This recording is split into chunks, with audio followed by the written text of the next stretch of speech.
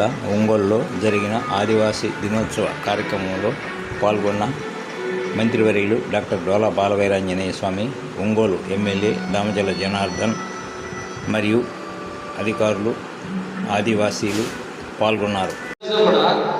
8,159.67 కోట్ల రూపాయలు ST supplier కింద ఇవ్వడం జరిగింది.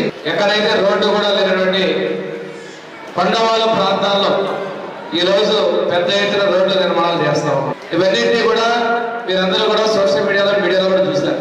మా ప్రభుత్వం 2025-26లో కేటాయించింది 24-25 సంవత్సరాల కనకూడదు అదనంగా 602 కోట్ల రూపాయలు ఎక్కువగా ఈ ఆర్థిక సంవత్సరంలో ఎస్టీ సప్లైర్ కింద మా ప్రభుత్వం నిధులు కేటాయించింది.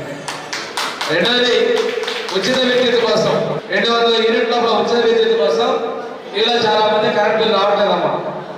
ఆ ఉచిత విద్యుత్ కోసం 100 కోట్ల రూపాయల మొత్తాన్ని ఈరోజు మా ప్రభుత్వం కేటాయించిన విషయాన్ని నేను తెలియజేస్తా ఉన్నాను. ఈరోజు 6వ ఎఫ్ఆర్ చట్టం కింద ఇప్పటివరకు కూడా 4,54,726 ఎకరాల అటవీ భూమిని వ్యక్తిగత హక్కుల కోసం కూడా ప్రభుత్వం నుంచి కేటాయించడం జరిగిందని చెప్పి తెలియజేస్తున్నాం.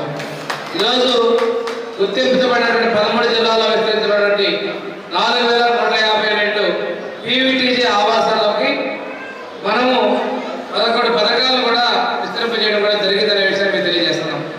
ఎస్టీ కమిషన్ ఏర్పాటు చేశాం, ఎస్టీ కమిషన్ చైర్మన్ ఏర్పాటు చేశాం.